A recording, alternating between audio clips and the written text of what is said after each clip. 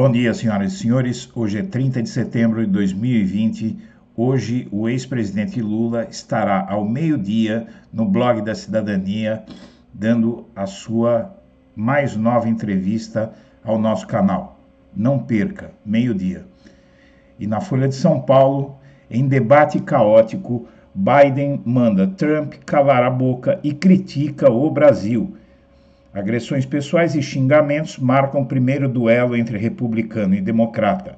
O Biden disse que Bolsonaro destrói as florestas no Brasil.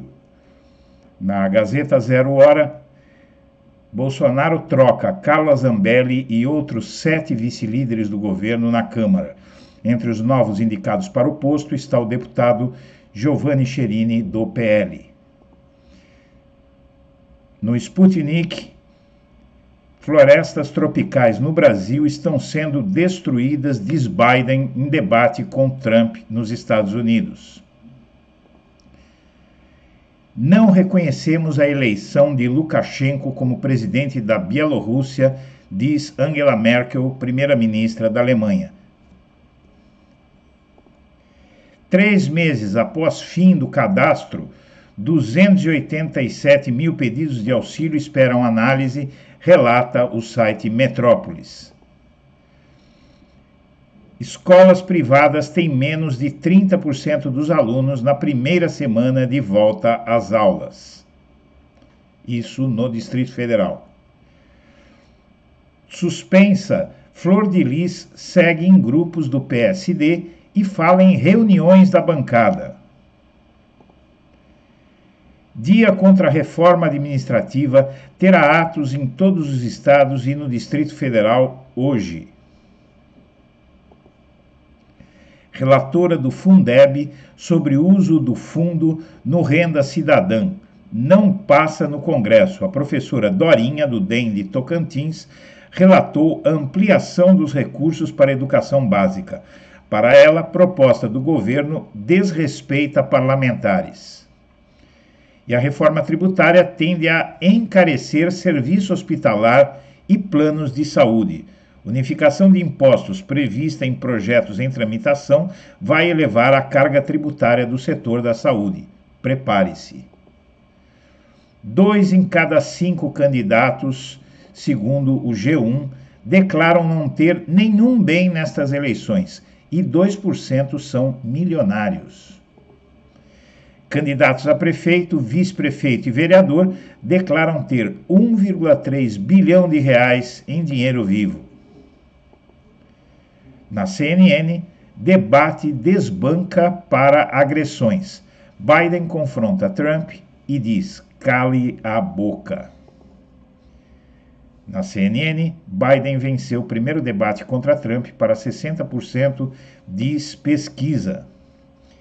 Para 60% dos espectadores do primeiro debate presidencial dos Estados Unidos, Joe Biden se saiu melhor do que Donald Trump, segundo a pesquisa da CNN americana. Pelo levantamento, 28% disseram que Trump foi o vencedor da noite. Na época, as chances de aras no STF, as chances do Procurador-Geral da República, que tantos serviços tem prestado para o Bolsonaro, a chance dele de chegar ao STF por indicação do presidente é considerada menor do que 0. Tanta bajulação à toa. E candidatas negras acionam o Ministério Público após ataques racistas em plenária virtual. Tainá Rosa e Lauana Nara, do PSOL, participavam de uma reunião virtual, aqui você vê na tela, no último sábado, 26, quando foram vítimas de injúrias como negro, macaco e brancos no topo, ao som de músicas de apelo sexual. No jornal Valor, só Castelo Branco tinha governo tão ligado aos Estados Unidos como Bolsonaro, diz brasilianista. O cientista político americano Anthony Pereira disse no evento Cidadania em Cena que desde a época do regime militar não havia uma proximidade tão grande como a atual entre Brasil e Estados Unidos. No jornal Valor ainda, Brasil sentirá efeitos da eleição americana. Esse mesmo brasilianista, Antony Pereira, diz que a aproximação entre Brasil e Estados Unidos não era tão forte desde a ditadura militar. E o Marco Aurélio Melo, o Celso de Mello, desautoriza o Marco Aurélio Melo em processo sobre depoimento. Com isso, o presidente Bolsonaro permanece obrigado a se submeter a um interrogatório presencial. No jornal Valor, Procurador-Geral do Rio suspende denúncia contra Flávio e Queiroz. Eduardo Gussen teria se irritado com o vazamento da peça de acusação à imprensa. Enquanto isso, o filho do Bolsonaro vai escapando pela tangente. No Valor Econômico, Rosa Weber nega pedido do governador de Santa Catarina para suspender o impeachment contra si. É mais um governador que se opõe a Bolsonaro, sendo derrubado por investigações comandadas pelo Ministério Público dirigido por Aras.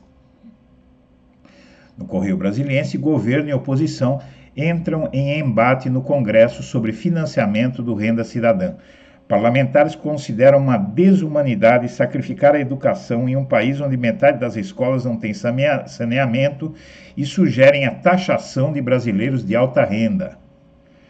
Na revista Veja, decisão do decano do STF, Celso de Mello, sobre Bolsonaro tem pito em Marco Aurélio. Celso de Mello disse ao colega que ele não poderia ter pautado o julgamento sobre depoimento do presidente por escrito.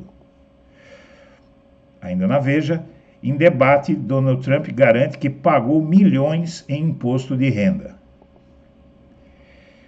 No Globo, a população acima de 60 anos supera de jovens de até 19 anos no Rio de Janeiro, segundo o levantamento. No Globo, governo demite general do comando da EBC. Fábio Faria, o secretário de Cultura, conseguiu mudar o comando militar da EBC, estatal que cuida da TV Brasil. Equipe da Lava Jato de São Paulo deixa o cargo nesta quarta-feira. Não há definição sobre quem vai compor o grupo. É a blindagem tucana agindo em São Paulo. Quais são as chances de Bolsonaro emplacar bretas no STF? Segundo analistas, a chance é também muito pequena. Candidatos à Prefeitura do Rio apostam na polarização entre Lula e Bolsonaro. Em São Paulo e no Rio, bolsonaristas e petistas tentam reviver clima das últimas eleições para chegarem ao segundo turno. O governo desiste de nomear PM para cargo na cultura.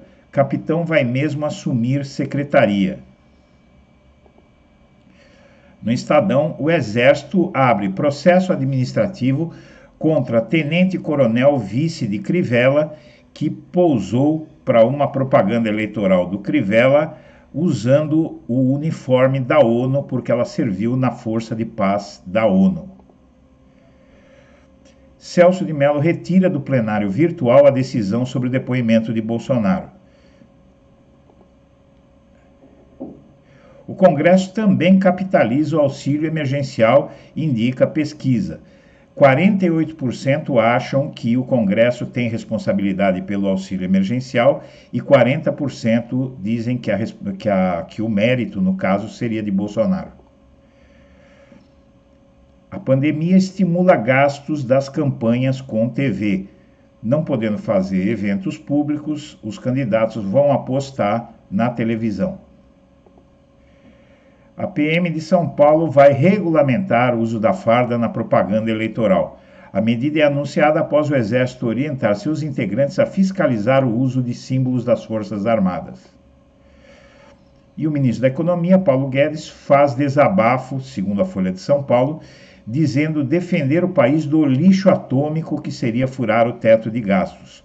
O ministro da Economia diz a interlocutores que sua tentativa de encontrar financiamento para o Renda Cidadã busca minimizar os prejuízos e a visão desse sujeito é de que gastos sociais dão prejuízo. E estudos sobre efeito da vacina tríplice viral no tratamento da Covid-19 aponta redução de sintomas. Para quem não sabe, é a vacina contra sarampo, cachumba e rubéola que pode servir, vejam só, para combater a Covid-19. Ativista usou o nome de Damares e dados sigilosos ao atacar a avó de criança estuprada. Esse caso é vergonhoso e comprova a responsabilidade de Damares no assédio à família da criança de 10 anos, a menina de 10 anos que foi estuprada. Com a pandemia, processos de adoção têm queda de 42% no Brasil. E o governo mantém proposta para a renda cidadã que pode afetar 1 milhão de pagamentos a aposentados. Tirando dinheiro da educação e dos aposentados, o Bolsonaro vai criar um programa eleitoreiro que é o Renda Cidadã. E pesquisa questiona custo de voto em mulheres e liga alerta para fraudes em cotas para negros. Sem citar fonte de recursos, Russomano depende de Bolsonaro para implementar auxílio paulistano, que não deve acontecer, porque São Paulo está endividadíssima e não tem dinheiro para dar auxílio algum. Isso é mentira, é promessa falsa de campanha. Programa liderado por Michele Bolsonaro repassa doações a ONGs aliadas de Damares. Criado em julho de 2019, o Pátria Voluntária busca estimular o terceiro setor. Em slogan de campanha, Russomano diz que chegou a sua vez. Só falta ele combinar com os russos.